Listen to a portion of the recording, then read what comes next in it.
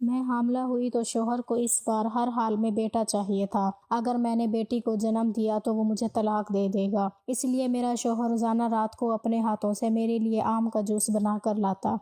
میں بھی مزے سے پی لیتی ہوں اور صبح اٹھتی تو میرے ہاتھ پاؤں دونوں بندھے ہوئے ہوتے۔ ایک دن میں نے جوس نہیں پیا اور چپکے سے گرا دیا۔ ابھی بستر پر لیٹی ہی تھی کہ توبہ توبہ، میرا نام نازیہ ہے۔ میرے دکھ اس وقت شروع ہوئے جب مجھے میری زندگی کی سب سے بڑی خوشی ملنے والی تھی، لیکن وہ خوشی کیسے مل رہی تھی یہ الگ کہانی ہے۔ میں آج ماں بننے والی تھی۔ میں نے اپنی ماں کے آگے ہاتھ جوڑ دیے اور کہا، خدا کے لیے مجھے میرے بچے کی ایک جھلک ضرور دکھانا۔ میری ماں نے ایک مسکراہٹ کے ساتھ ہاں میں سر ہلایا، میرے سر پر ہاتھ رکھ کر دعا دی۔ تھوڑی ہی دیر بعد اللہ نے مجھے اولاد جیسی نعمت سے نوازا۔ تکلیف اتنی زیادہ تھی کہ میں نیم بے ہوش ہو چکی تھی، لیکن آخری آواز جو میرے کان میں پڑی وہ ایک بچے کے رونے کی تھی۔ ہاں، میرے اپنے بچے کی چیخنے کی آواز، لیکن اس وقت مجھ میں ہمت نہیں تھی کہ میں اپنے بچے کو دیکھ سکوں۔ نہ جانے کتنے گھنٹے سونے کے بعد میری آنکھ کھلی تو میں نے اپنی ماں کو سرہانے بیٹھے پایا۔ میری آنکھیں پورے کمرے میں اس ننھے وجود کو تلاش کرنے لگیں جسے میں نے جنم دیا تھا، لیکن مجھے اس کی جھلک دکھائی نہ دی۔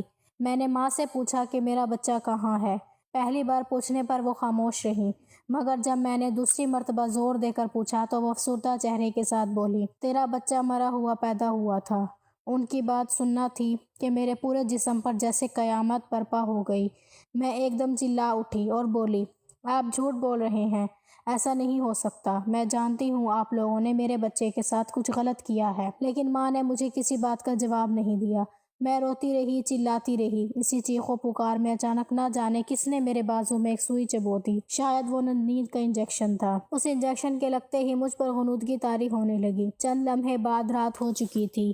میرے وجود میں ہمت بالکل نہیں تھی، مگر میں جانتی تھی کہ اگر میں نے ہمت ہار دی تو میں کبھی کچھ نہیں کر سکتی۔ لہٰذا میں آہستہ آہستہ قدموں میں چلتی دروازے کی طرف بڑھی۔ میرے اندر چھپی ممتا اپنے بچے سے ملنے کے لیے تڑپ رہی تھی۔ ابھی میں اس کمرے میں پہنچی ہی تھی کہ اچانک مجھے اماں ابا کی آواز سنائی دی۔ وہ آپس میں کوئی بات کر رہے تھے۔ میں کھڑکی سے ان کی باتیں سننے لگی۔ اماں سامنے بیٹھی رو رہی تھی اور کہہ رہی تھی کہ میں اس گناہ کے لیے آپ کو کبھی معاف نہیں کر سکتی۔ کیا ہو جاتا اگر ہم اس بچے کو رکھ لیتے؟ ویسے بھی مجھے اپنے بیٹے کی کتنی خواہش تھی۔ میری یہ خواہش نازیہ کے بیٹے سے پوری ہو جاتی۔ یہ سب سنتے ہی جیسے پیروں تلے سے زمین نکل گئی۔ میں نہیں جانتی تھی کہ میں نے بیٹے کو جنم دیا ہے۔ ابا نے اماں کو گھوری ڈالی اور بولے، تیرا دماغ تو خراب نہیں ہو گیا، وہ ناجائز بچہ تھا، ہم دنیا والوں کو کیا جواب دیتے؟ ابا کی اس بات نے اندر سے مجھے توڑ کر رکھ دیا۔ میرے قدم ڈگمگانے لگے۔ مجھے اس وقت اپنے ماں باپ دنیا کے سب سے بڑے ظالم نظر آ رہے تھے۔ میں تو جیسے ایک بے خیالی کے عالم میں گم ہو گئی تھی۔ آہستہ آہستہ قدموں سے باہر چلتی نکل آئی۔ نہ جانے کس طرح میں سڑک پر چلنے لگی۔ میری آنکھوں کے آگے صرف اپنے ماں باپ کا صفاق چہرہ تھا۔ کوئی اپنی اولاد کو کیسے اتنا بڑا دکھ دے سکتا ہے؟ میرے کانوں میں اپنے بچے کی چیخیں گونج رہی تھیں۔ میں نے بس ایک بار ہی سنی تھی، اس کے علاوہ میرا وجود اب بھی کچھ سننے یا دیکھنے سے عاری تھا۔ انہی سوچوں میں گم چلی جا رہی تھی کہ اچانک ایک تیزی سے آتی گاڑی سے میری ٹکر ہوئی۔ میں زمین بوس ہونے کے ساتھ ہی چند لمحوں میں اپنے حواس کھو بیٹھی۔ میں نہیں جانتی تھی کہ میرے ساتھ کیا ہونے والا ہے۔ نہ جانے کتنے گھنٹوں یا کتنے دنوں بعد جب میری آنکھ کھلی تو میں نے خود کو ایک نرم بستر پر پایا۔ میں نے آنکھیں کھولی اور ارد گرد دیکھا۔ وہ ایک عالیشان بیڈ روم تھا جس کے اندر میں خوبصورت سے بیڈ پر لیٹی ہوئی تھی۔ میں ایک دم چونک کر اٹھ بیٹھی۔ نہ جانے میں کہاں آ گئی تھی، مجھے یہاں کون لے آیا تھا؟ میں بیڈ سے نیچے اترنے لگی کہ اچانک میری نظر بیڈ کی سائڈ ٹیبل پر پڑی پرچی پر پڑی۔ میں نے اسے اٹھایا تو اس پر کوئی تحریر درج تھی۔ یہ تحریر یقیناً میرے لیے ہی لکھی گئی تھی۔ اس پر لکھا ہوا تھا، میں نہیں جانتا آپ کون ہیں، لیکن اس روز میری ہی گاڑی سے آپ کی ٹکر ہوئی تھی۔ میں نے گاڑی روکی اور اتر کر آپ کے پاس آیا تو آپ کے سر پر چوٹ آ چکی تھی، لہٰذا میں آپ کو اپنی غلطی کا ازالہ کرنے کے لیے یہاں لے آیا۔ مجھے بہت ضروری کام سے شہر جانا پڑ رہا ہے۔ اگر آپ کو کسی بھی چیز کی ضرورت ہو تو فریج میں موجود ہے۔ آپ چاہیں تو میرے آنے تک یہاں رک سکتی ہیں۔ اگر جانا چاہیں تو اس گھر کی ساری چابیاں نچلے دراز میں موجود ہیں۔ یہ سب پڑھ کر میرے دل میں آنے لگی، یہ کیسا شخص ہے جس نے مجھے ذرا نقصان نہیں پہنچایا۔ خیر، میں نے اس خیال کو دل سے جھٹک دیا۔ پرچی واپس رکھ کر دوبارہ بستر پر لیٹ گئی۔ جہاں میرے دل میں عجیب و غریب وسوسے آ رہے تھے، وہیں یہ خیال آ رہا تھا کہ میں اپنے مسیحا سے ملے بغیر نہیں جا سکتی۔ تقریباً ہفتہ گزر گیا۔ میں کئی بار تو ڈر جایا کرتی، مگر یہ بھی جانتی تھی کہ اس وحشی دنیا میں صرف ایک یہی سکون کا ٹھکانہ ہے جہاں میں محفوظ ہوں۔ خیر، ایک روز جب میں سو کر اٹھی تو مجھے محسوس ہوا کہ باہر سے کوئی آواز آ رہی ہے۔ میں دروازے کی طرف بڑھی کیونکہ مجھے لگ رہا تھا کہ شاید وہی شخص آیا ہوگا جس کی وجہ سے میں یہاں تک پہنچی ہوں۔ جیسے ہی میں نے دروازہ کھولا، سامنے خوبرو نوجوان کھڑا تھا۔ وہ تھوڑی زیادہ عمر کا تھا، لیکن اس نے اپنے آپ کو ایسا رکھا ہوا تھا جیسے کہ وہ کوئی نوجوان ہے۔ اس نے فوراً میری طرف پلٹ کر دیکھا اور بولا، آپ کیسی طبیعت ہے آپ کی؟ میں بس تھوڑی جھجک کے ساتھ بولی کہ ٹھیک ہوں۔ تب وہ میرے پاس آیا اور بولا، مجھے لگا شاید آپ یہاں سے چلی جائیں گی۔ نہ جانے کیوں اس کی یہ بات سنتے ہی میرے لبوں سے بے ساختہ نکل گیا، میرے پاس کوئی چھت نہیں جہاں میں جاؤں، مگر یہ کہہ کر مجھے شرمندگی ہونے لگی۔ وہ مسکرایا اور بولا، میرا نام دانیال ہے، آپ کو فکر کرنے کی ضرورت نہیں، آپ اس گھر میں رہ سکتی ہیں، میں تو ویسے بھی زیادہ باہر ہی رہتا ہوں۔ اس کی یہ بات سن کر مجھے تسلی ہوئی کیونکہ وہ مجھے کوئی دھوکے باز نہیں لگ رہا تھا۔ میں مطمئن ہو گئی، وہاں رہنے لگی۔ دانیال اگلے روز وہاں سے چلا گیا، لیکن گھر پر ایک نوکرانی چھوڑ گیا جو میرا بہت خیال رکھ رہی تھی۔ اب وہ ہفتے میں ایک بار آتا اور ایک دن رہ کر چلا جاتا۔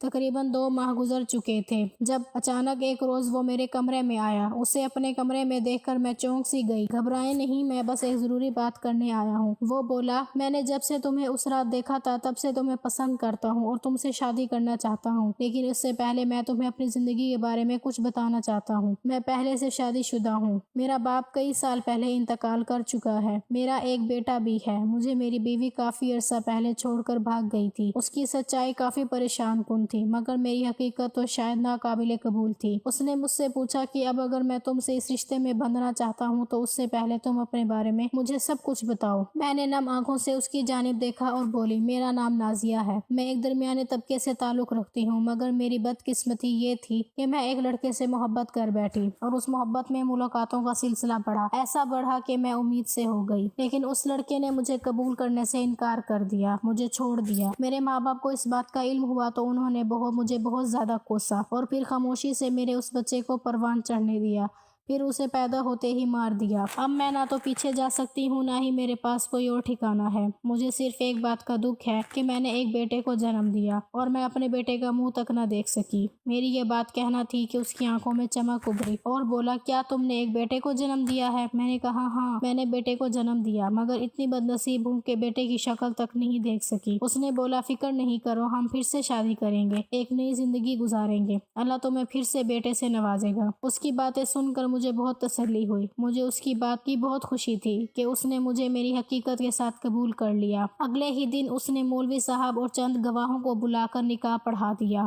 اب میں اس کی بیوی بن چکی تھی، مجھے اس جائز رشتے سے کوئی مسئلہ نہیں تھا، میں اس کی بیوی بن کر بے حد خوش تھی۔ شادی کی پہلی رات ہی میرا شوہر اپنے ہاتھوں سے میرے لیے آم کا جوس بنا کر لایا۔ اس کی یہ محبت میرے لیے بہت اہم ہو گئی۔ خیر، اگلے دن میرا شوہر مجھے یہیں چھوڑ کر کام سے چلا گیا۔ میرے پاس موجود مستقل ملازمہ میرا بہت خیال رکھتی تھی، لیکن ایک بیوی کو ملازموں سے زیادہ اپنے شوہر کی زیادہ ضرورت ہوتی ہے۔ خیر، وہ ہر ہفتے آتا اور میرے ساتھ ایسا پیار بھرا ہوا گزارتا کہ سب گلے شکوے بھول جاتی۔ بس ایک چیز جو مجھے انتہائی غیر معمول لگتی وہ یہ تھی کہ میرا شوہر ہر روز میرے لیے آم کا جوس لے کر آتا۔ ایک دن جب میرا شوہر جوس کا گلاس لایا تو میں نے ان سے پوچھا کہ یہ جوس پینا روزانہ ضروری ہے کیا؟ تب اس نے میری جانب بڑی محبت سے دیکھا اور بولا، ہاں، یہ تمہارے لیے بہت ضروری ہے تاکہ تم صحت مند رہو، تمہارا بچہ بھی صحت مند ہو۔ ان کی اس بات نے مجھے بہت خوشی دی۔ میرا شوہر میرا کچھ زیادہ ہی خیال رکھنے لگا، وہ ہمیشہ مجھ سے بیٹے ہی کی خواہش کرتے۔ ایک روز میں اس کے پاس بیٹھی جب وہ بولے کہ ہمارا بیٹا بہت خوبصورت ہوگا۔ میں نے کہا، بیٹا ہی کیوں، بیٹی بھی تو ہو سکتی ہے۔ میری بات سن کر وہ مسکرائے اور میری طرف دیکھتے ہوئے بولے، میں چاہتا ہوں کہ میری پہلی اولاد بیٹا ہو اور تمہاری طرح خوبصورت ہو تاکہ اگلی ساری نسل خوبصورت ہو جائے۔ اس کی بات سن کر میرے چہرے پر مسکراہٹ آ گئی۔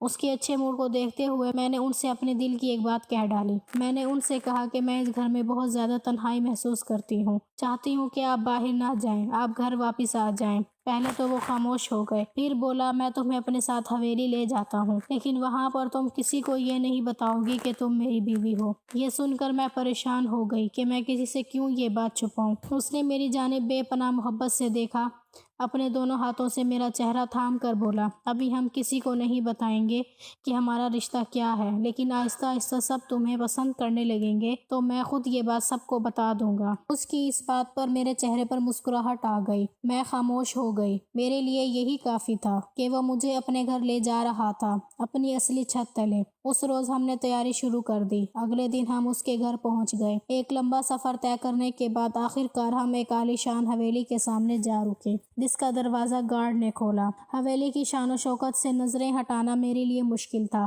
گاڑی اندر داخل ہوئی تو میں نے اس گھر کو دیکھا اور حیران رہ گئی۔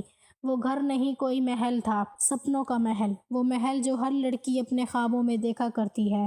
میں اسی حیرانی کے عالم میں گاڑی سے اتری۔ دانیال بھی میرے ساتھ ہی تھا۔ حویلی کے اندر داخل ہوئے، اندر کا منظر اور زیادہ خوبصورت معلوم ہوتا تھا۔ دانیال نے اندر آ کر مجھے اپنی ماں اور اپنے بیٹے سے ملوایا۔ اس کی ماں نے مجھے سلام کیا، سرسری سا حال احوال پوچھ کر اندر چلی گئی۔ اس کا بیٹا دور سے ہی مجھے سلام کرتا، دوسری طرف منہ کر کے یوں چلا جاتا جیسے مجھ سے ناراض ہو۔ مجھے اس کا رویہ عجیب سا لگتا۔ دانیال کا بیٹا مجھے اور بھی زیادہ مشکوک لگ رہا تھا، کیونکہ اس کی عمر مجھ سے 2 سال بڑی تھی اور دانیال 40 سال کا تھا۔ پھر اس کا بیٹا اتنا بڑا کیسے ہو سکتا ہے؟ خیر، فی الوقت میں نے اس سوچ کو جھٹک دیا۔ دانیال مجھے وہاں سے کمرے میں لے آیا اور خود سب کے رویے پر بے حد شرمندہ تھا، لیکن اس سب کو برداشت کرنے کے علاوہ ہمارے پاس کوئی چارہ نہیں تھا۔ وہ مجھے جس کمرے میں لایا وہ بے حد خوبصورت تھا اور جدید طرز کے فرنیچر سے سجایا گیا تھا۔ دانیال نے اس گھر میں میری حیثیت اپنے دوست کی بیوی کے حوالے سے کروائی تھی، اس لیے ہم دونوں سب کے سامنے ایک ساتھ نہیں رہ سکتے تھے۔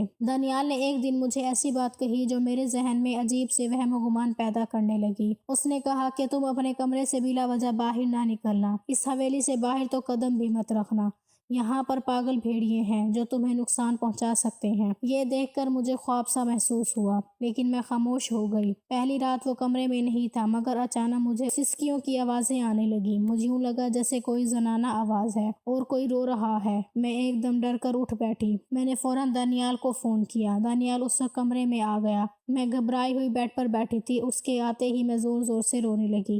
بولی، آپ کو بھی ایسی آوازیں آ رہی ہیں نا؟ اس نے کہا، نہیں، مجھے تو کوئی آواز نہیں آ رہی، شاید یہ تمہارا وہم ہے۔ میں بار بار اس سے کہتی رہی کہ نہیں، یہ میرا وہم نہیں ہے، مگر وہ مجھے بار بار جھٹلاتا رہا۔ پھر مجھے جوس کا گلاس دے کر سلا دیا۔ جب میں اٹھی مگر میں بہت بے چین تھی کہ آخر اس گھر میں ایسا کیا ہے جو مجھے کل سے بے چین کر رہا ہے۔ ہر دن کا آغاز ہو چکا تھا۔ دانیال کا بیٹا فیصل مجھ سے بہت کھچا کھچا رہتا۔ میں نے 1-2 بار اس سے بات کرنے کی کوشش کی، لیکن اس نے مجھے نظر انداز کر دیا۔ شاید وہ کسی سے بات ہی نہیں کرتا تھا۔ خیر، میں اس بات کو بھول گئی تھی اور پھر میں جوس پی کر سونے لگی۔ میرے پاؤں اسی طرح بندھے ہوئے، میرے تو دل میں عجیب سے وبال اٹھنے لگے۔ اب مجھے وہ سسکیوں کی آوازیں تو نہیں آتی تھی، نیا کام شروع ہو گیا تھا، اس سے مجھے ڈر لگنے لگا تھا۔ دانیال جیسے ہی کمرے میں آیا، میں نے اسے ساری صورتحال بتائی تو اس کے چہرے پر تشویشناک تاثرات ابھرے۔ اس نے کہا، میرا شک صحیح نکلا۔ میں ایک دم پریشان ہوئی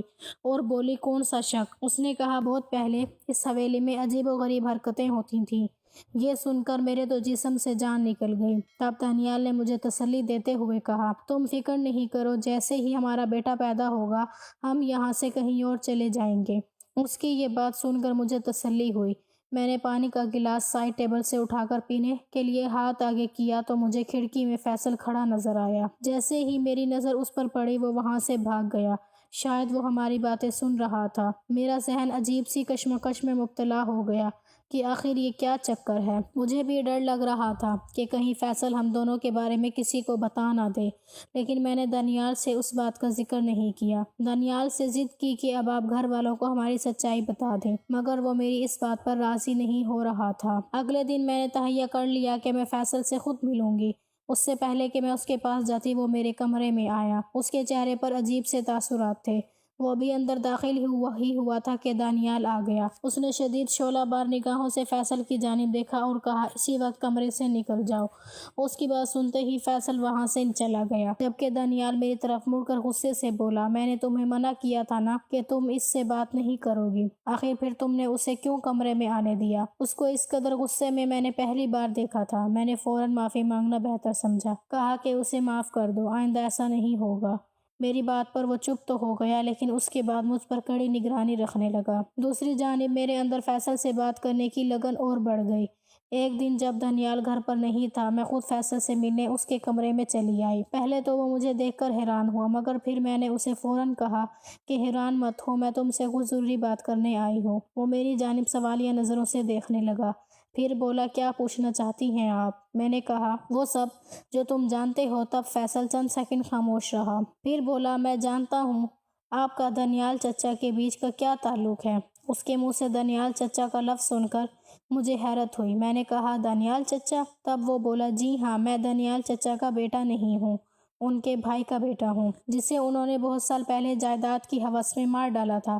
یہ سن کر میرے تو ہوش و حواس اڑ گئے۔ میں اس کی جانب روتے ہوئے بولی یہ تم کیا بکواس کر رہے ہو؟ بکواس نہیں کر رہا، یہی سچائی ہے۔ دانیال چچا آپ سے پہلے یہاں 3 عورتوں کو لا چکے ہیں، صرف یہ کہہ کر کہ وہ ان کے دوست کی بیویاں ہیں، لیکن یہ شخص انہیں صرف اور صرف بیٹے کی لالچ میں لایا تھا، اور جب بیٹے نہ ہوتے تو وہ اچانک غائب ہو جاتے۔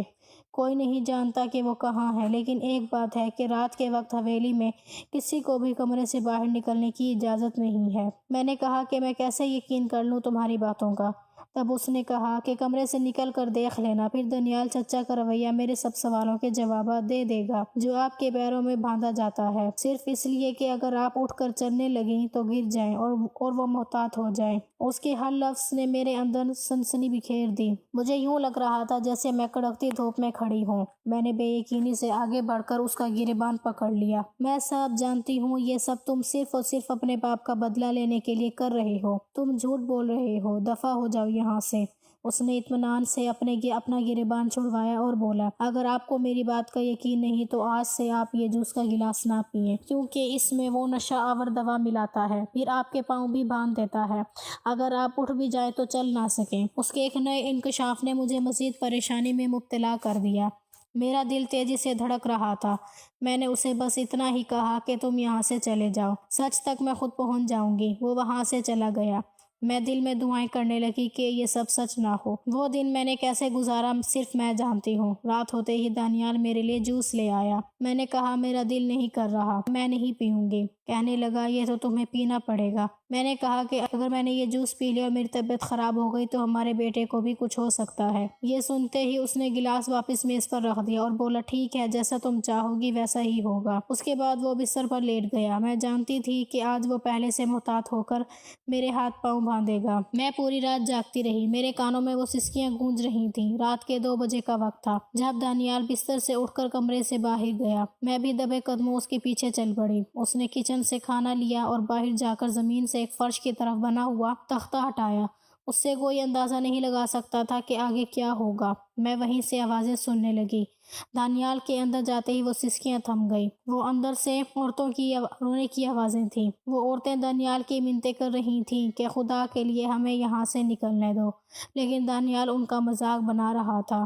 یہ سب سن کر میرا جسم لرز گیا۔ میں وہاں سے جلدی سے پلٹ کر واپس اپنے کمرے میں آ گئی۔ تب ہی فیصل بھی کمرے میں آ گیا۔ میری شدید طبقاتی حالت دیکھ کر بولا کیا اب بھی کوئی شک باقی ہے؟ میں نے ڈرتے ہوئے نفی میں سر ہلا دیا۔ اب مجھے یہاں سے کسی طرح نکلنا تھا۔ اسی وقت فیصل اور میں نے ایک پلان بنایا۔ وہاں پر پہرے بہت سخت تھے۔ میں دانیال کی اجازت کے بغیر باہر نہیں جا سکتی تھی۔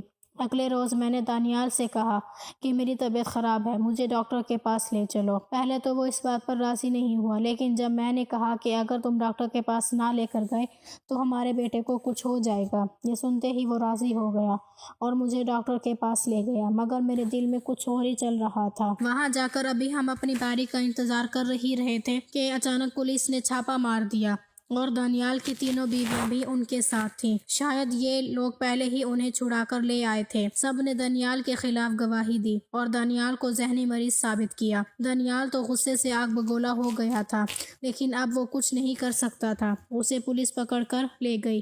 میرے دل میں ایک سکون کی لہر جاگی۔ وہ 3 عورتیں اپنے اپنے گھروں کو لوٹ گئی تھیں۔ میں دارالامان چلی گئی۔ اب میری زندگی میں کوئی پریشانی نہیں تھی۔ میرے بچے بھی میرے پاس ہی ہیں۔ کچھ دنوں بعد فیصل میرے پاس آیا اور کہا کہ میں آپ سے شادی کرنا چاہتا ہوں، آپ کو شروع سے پسند کرتا ہوں، ہمارا رشتہ جائز ہوگا۔ لیکن سچ تو یہ تھا میں اس سے شادی نہیں کر سکتی تھی۔